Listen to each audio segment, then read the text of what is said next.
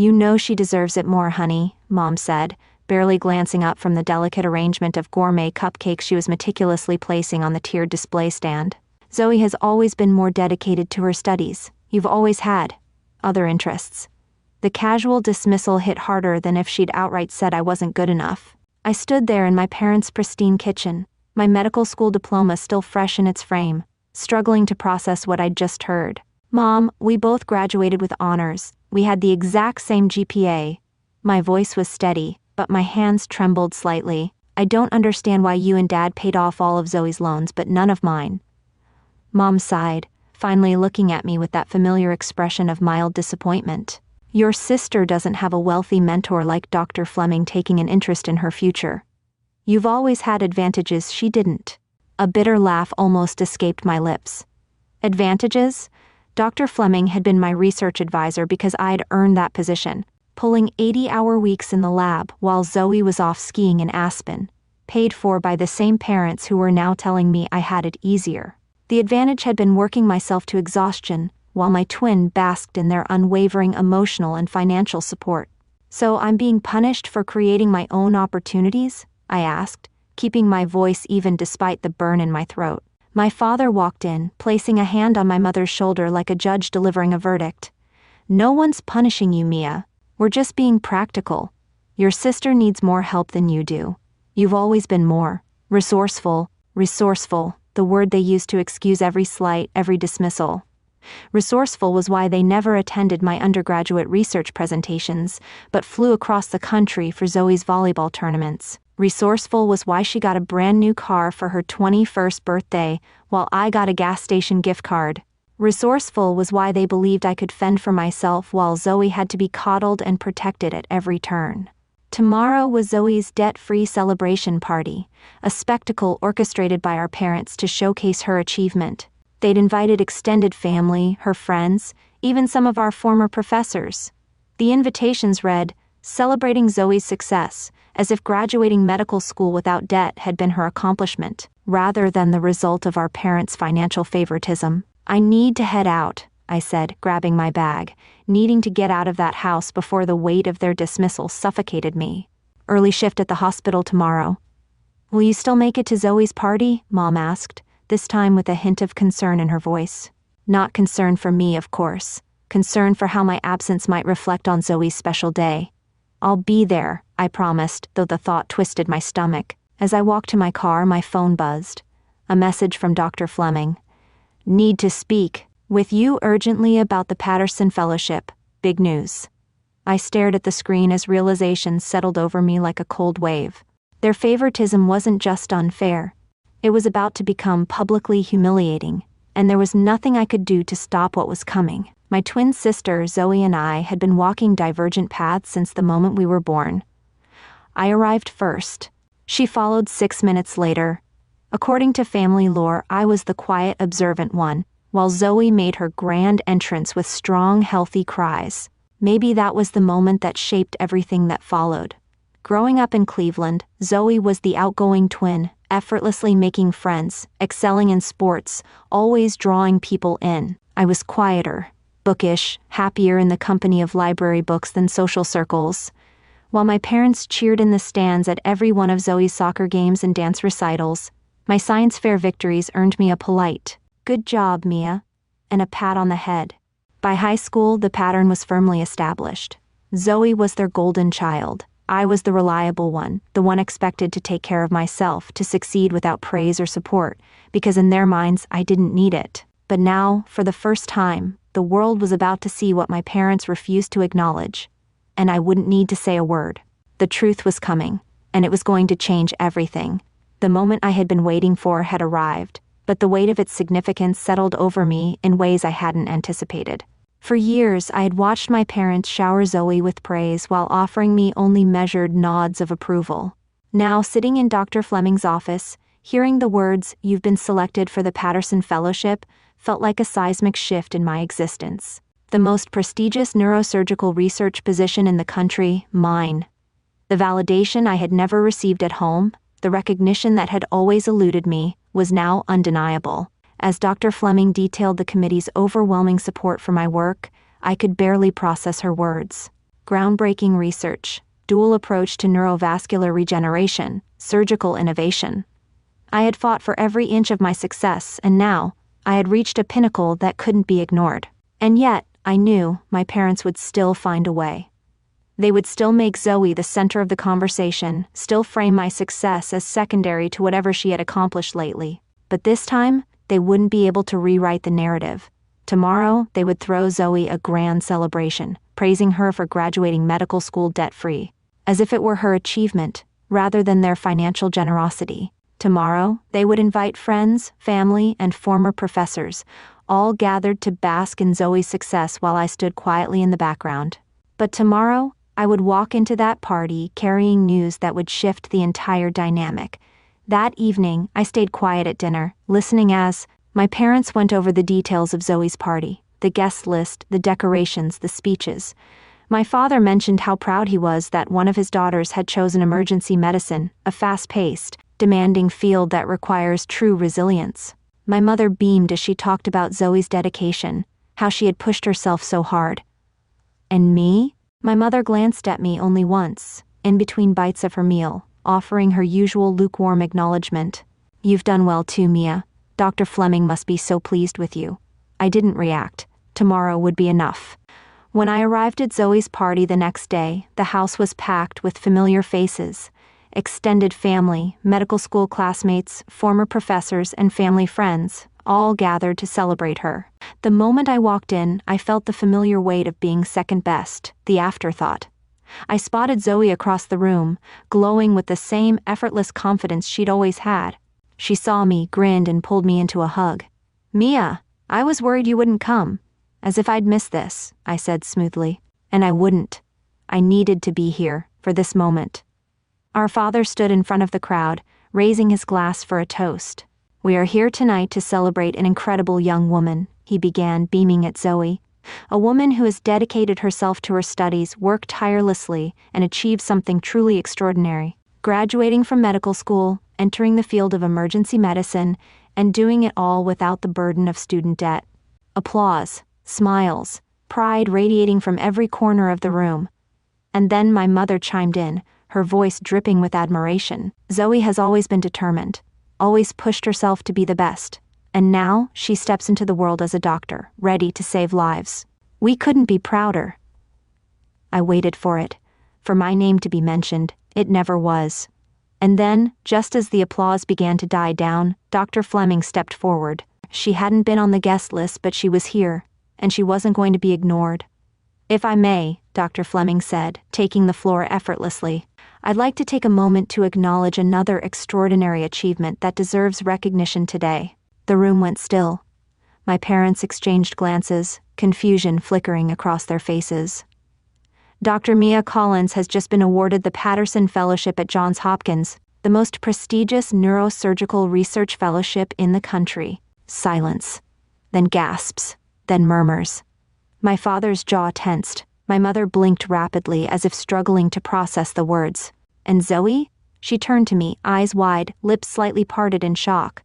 "Only one graduating medical student in the nation receives this honor each year," Dr. Fleming continued, her voice steady and authoritative. "It comes with full loan forgiveness, national recognition, and a place among the most elite minds in neurosurgical research. It is the culmination of years of tireless dedication, and it is well-deserved." The room erupted into applause, except for my parents, except for Zoe. My father, so accustomed to delivering praise, now had to watch someone else give it to me. My mother, so eager to glorify Zoe's path, now had to grapple with the reality that her other daughter had surpassed every expectation. I turned to my sister and smiled. "Looks like I'll be debt-free too."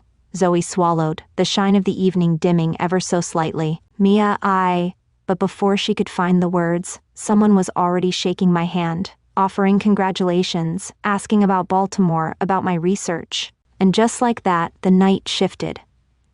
I had never needed my parents' validation.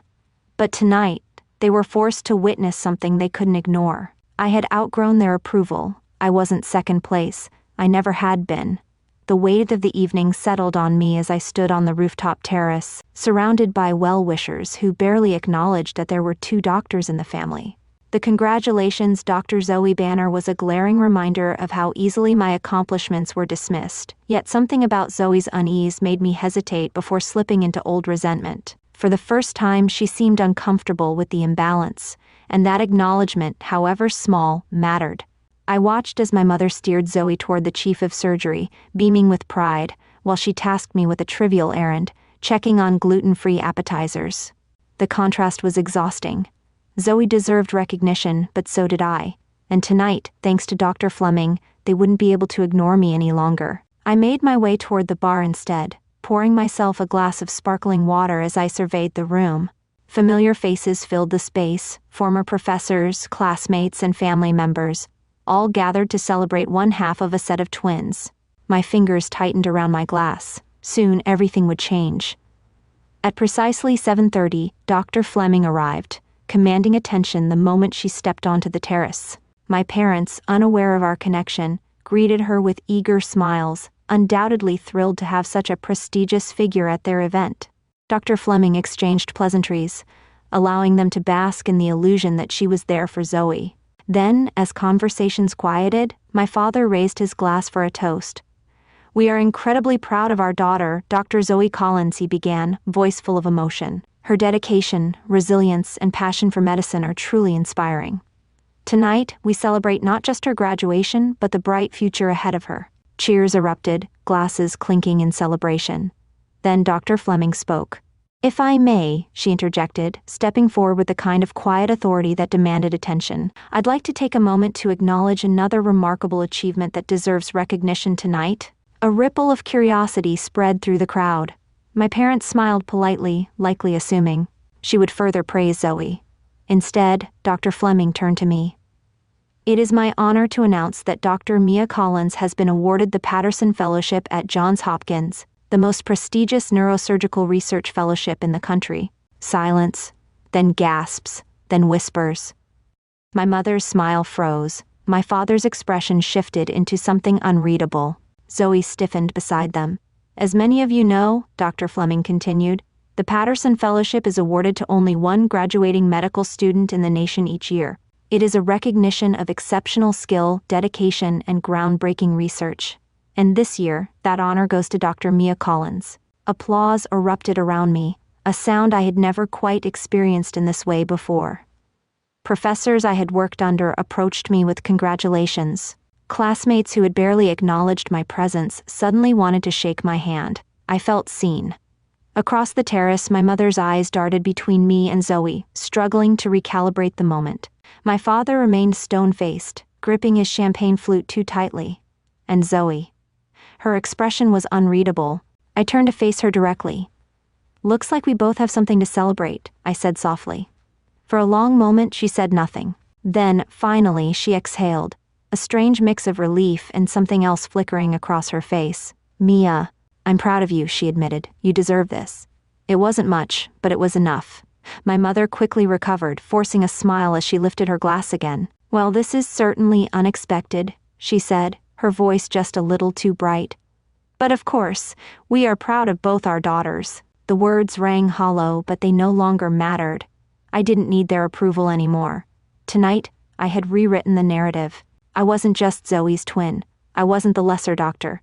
I was Mia Collins, and for the first time, they had no choice but to see me. The applause rang hollow in my ears as my parents beamed at Zoe, their words a calculated reminder of where their loyalties had always been. They had invested in her, celebrated her, elevated her, while I had been expected to succeed on my own, my accomplishments treated as footnotes in Zoe's shining narrative. Across the terrace, Dr. Fleming's sharp gaze met mine, her expression unreadable but knowing. And then she stood. "Before we conclude this evening," Dr. Fleming said, her voice carrying effortlessly over the quieting crowd, "I'd like to take a moment to acknowledge another remarkable achievement." My parents, clearly expecting yet another compliment directed at Zoe, smiled indulgently. But then Dr. Fleming turned to me. "I am proud to announce that Dr. Mia Collins has been awarded the Patterson Fellowship at Johns Hopkins, the most prestigious neurosurgical research fellowship in the country." A murmur swept through the room, quickly escalating into stunned whispers. My father's expression faltered, my mother's smile froze, and Zoe's. eyes widened as she turned to me. The Patterson Fellowship, Dr. Fleming continued, is awarded to only one graduating medical student in the nation each year. It is a testament to exceptional research, dedication, and skill in the field of neurosurgery. And this year, that honor belongs to Dr. Mia Collins. Scattered applause began hesitantly, then grew into full-fledged applause as the gravity of the announcement settled over the room. Some of our professors nodded in approval, former classmates whispered excitedly, and even Dr. Wu's eyebrows lifted in clear interest. Across the table, my parents looked like statues. Dr. Fleming wasn't done. Mia's groundbreaking work in traumatic brain injury research has already influenced the way we approach surgical interventions. Her contributions have been invaluable, and the selection committee recognized what we at the university have known for years. She is one of the brightest minds in her field. I swallowed hard, feeling a mix of emotions, vindication, disbelief, triumph. This wasn't just about the fellowship. This was the moment my parents could no longer ignore me. I turned to look at Zoe, expecting resentment, maybe anger. Instead, she looked almost relieved. She exhaled, shaking her head slightly before giving me a small, rueful smile. "Mia," she said softly, just loud enough for me to hear. "You deserve this." The words caught me off guard. After all the years of silent competition, of her effortlessly receiving the love and attention I had worked so hard for, this was the moment she finally acknowledged what I had accomplished. My mother, however, wasn't as gracious. "Well," she said, forcing a laugh as she raised her champagne flute, her voice overly bright. "What a surprise! Congratulations, Mia." But it was too late. The shift had already happened. My father cleared his throat, his voice strained. "Yes, of course, we're very proud." But the words held none of the warmth, none of the unwavering confidence they always had when speaking about Zoe. And for the first time in my life, I didn't care. The applause had died down, conversations resuming, but the atmosphere was permanently altered. People were looking at me differently now. No longer as just Zoe's twin, or the quieter sister, or the second choice. They saw me as Dr. Mia Collins, the Patterson Fellow, the one who had achieved something that couldn't be attributed to family influence or financial backing. Dr. Wu approached me after the speeches, smiling thoughtfully. "Mia, I'd like to discuss your residency application further. I believe we may have overlooked something quite extraordinary." I smiled, shaking her hand, fully aware that my parents were watching. All their carefully curated efforts to position Zoe as the family's shining star had just collapsed. Later that evening, as I stepped away from the celebration to breathe in the crisp night air, Zoe found me on the balcony. She leaned against the railing, her silver dress shimmering under the soft glow of the city lights. "I should have spoken up sooner," she admitted. "Mom and Dad," she hesitated. "They should have treated us the same." I studied her carefully. "Why didn't you?" she sighed. "Because it was easier to let them believe what they wanted to believe, and because I guess I was afraid that if I pointed out the difference, they'd start looking at me the way they look at you." I absorbed her words, feeling the sting of truth in them. I had spent years resenting Zoe, but perhaps she had been trapped in a different kind of expectation, one where she had to live up to the version of herself that our parents had created. "Are you okay with how tonight turned out?" I asked. Zoe let out a breathy laugh. "Are you kidding? You just made history. And honestly?" She nudged me lightly. "It was getting exhausting always being the center of their world." For the first time in years, I laughed with her, not out of bitterness or forced politeness, but genuine amusement. As I looked back at the rooftop, I saw my parents still processing what had happened. They had built their world around Zoe, but tonight their illusion had shattered. They would never see me the way they saw her, but that no longer mattered. I had built my own legacy, forged my own future, and for the first time in my life, I wasn't chasing their approval. I turned to Zoe, raising my glass. "To us," I said. She clinked her glass against mine. "To us." And just like that, the past no longer defined me. I had rewritten my own story. The applause echoed through the rooftop terrace, but my parents sat motionless, their carefully curated perception of our family unraveling before them.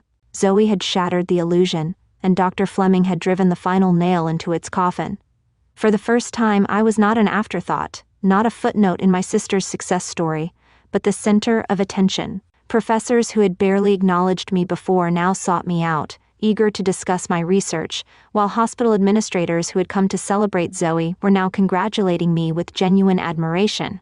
Across the room, my father clutched his champagne flute, his knuckles white, while my mother forced a brittle smile, as though she could still salvage the moment. But there was no salvaging this. They had invested everything in Zoe, built her up as the golden child while treating my achievements as incidental. And now, in front of their colleagues, their friends, and their extended family, they had to confront the truth. I had succeeded without them. Zoe reached for my hand under the table, giving it a squeeze. "You deserved this moment a long time ago," she whispered. I turned to her, seeing no resentment in her eyes, only something close to regret. Maybe she had always known. Maybe she had never had the courage to say it before tonight. The event continued, but the atmosphere had shifted.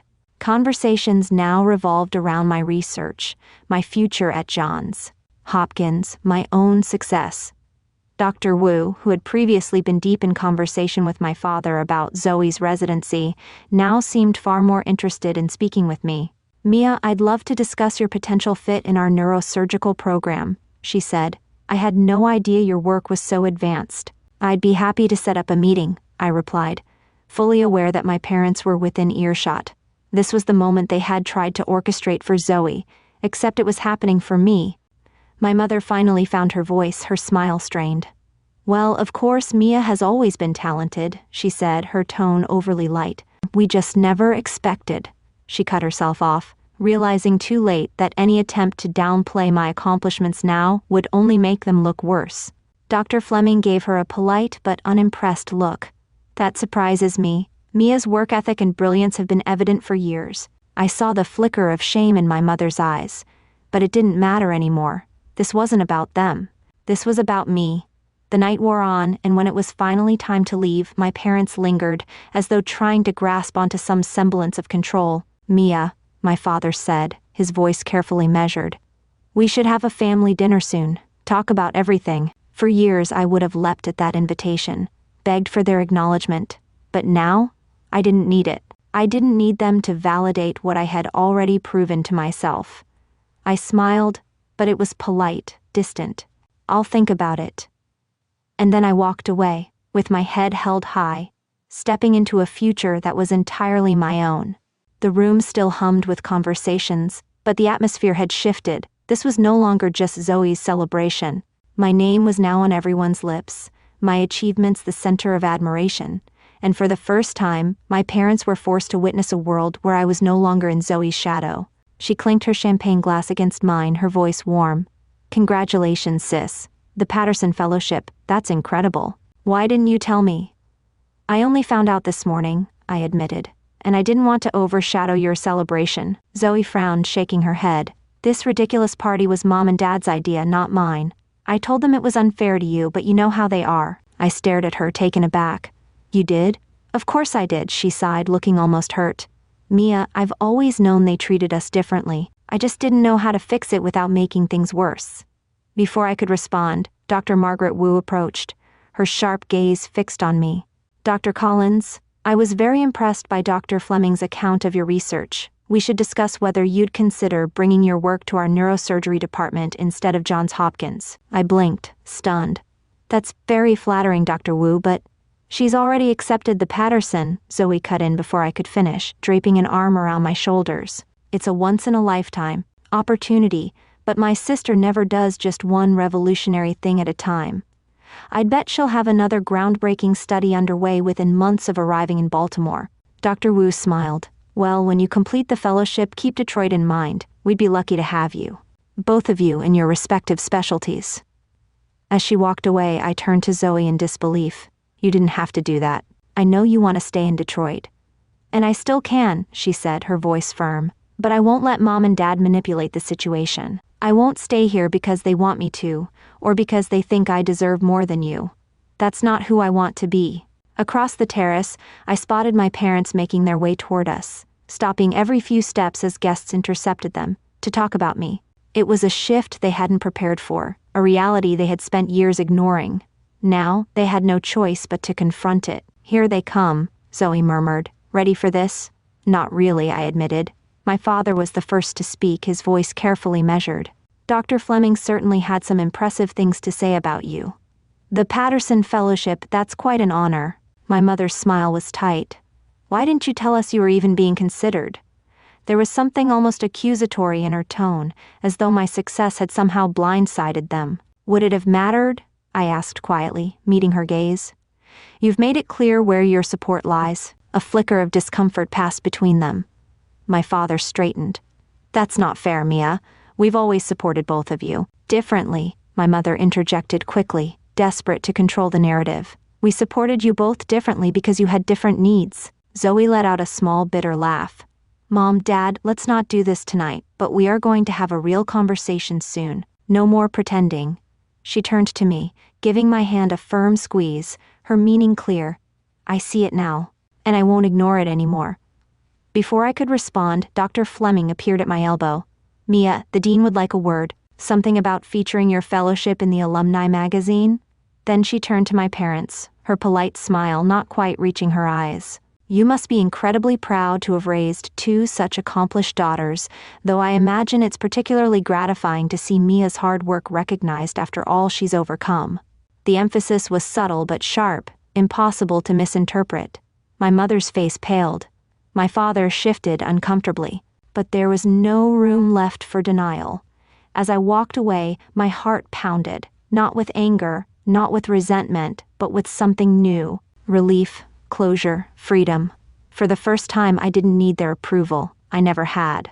The weight of years spent chasing my parents' approval had finally lifted, replaced by a quiet certainty. I no longer needed their validation. The week after the celebration was transformative. News of my Patterson fellowship spread like wildfire, and suddenly, the very professors who had dismissed me were now sending congratulatory emails. Classmates who had barely acknowledged my presence in medical school were suddenly eager to reconnect. My parents, however, were scrambling for damage control. They showed up at my apartment the next day with gift bags and strained smiles. We've been thinking, my father began, setting a small box on my coffee table. With both of you graduating and starting your careers, we wanted to get you girls something special. We got you this. Inside was a rose gold watch, identical to the one they had gifted Zoe 6 months earlier. It's lovely, I said, not reaching for it, though a bit late. My mother flinched. Mia, we know you must feel overlooked sometimes, but everything we did was because we knew you could handle challenges on your own. Zoe needed more support. I let out a quiet breath, keeping my voice steady. That's a convenient narrative. But it doesn't explain why you went to all of Zoe's presentations but skipped mine. Why you paid for her MCAT prep course but told me to use free online resources. Why you covered her living expenses in medical school but suggested I take out additional loans. We only have so much money, Mia, my father said defensively. We had to make choices. Yes, I agreed. And consistently, you chose Zoe. Tears welled in my mother's eyes. We love you both equally, she insisted. Maybe you do, I conceded. But you haven't treated us equally, and a watch or a late apology won't change that. At that moment, my phone rang, Dr. Fleming. I picked it up with relief, turning away from my parents' stunned expressions. Yes, I'm available to discuss the housing options. In fact, your timing is perfect. 3 weeks later, I stood in my empty apartment, taping up the last box as Zoe watched from the windowsill. I still can't believe you're leaving next week, she said. Detroit won't be the same without you. I smiled. You'll be too busy with your residency to notice. It was true. For 4 years we had moved through medical school as a pair, but now our paths were finally diverging. Mine to Johns Hopkins, hers to Detroit Medical. Zoe hesitated, then spoke softly. I keep thinking about what Mom and Dad did. Or didn't do, I guess. All these years, I thought I was the lucky one because they paid more attention to me. But really, they were holding me back, making me dependent on their approval. I sat beside her. You didn't do anything wrong. She shook her head. I didn't do enough right either. I should have spoken up sooner. She sighed. They're devastated, you know. Mom keeps crying, convinced you hate them. Dad's telling everyone about his brilliant daughter at Johns Hopkins, as if he personally funded your research. Let them, I said simply, surprised by how little it affected me now. Their approval doesn't define me anymore, and it was true. The constant ache of wanting to be seen had faded. Dr. Fleming had shown me what real support looked like, challenging me when I needed pushing, defending me when I needed protection, and most of all, believing in my potential without hesitation. Zoe looked at me. So what happens now? With us, I mean. I took her hand. We find our own way forward, without the competition they created between us. Zoe smiled, squeezing my fingers. I'd like that. She lifted her chin.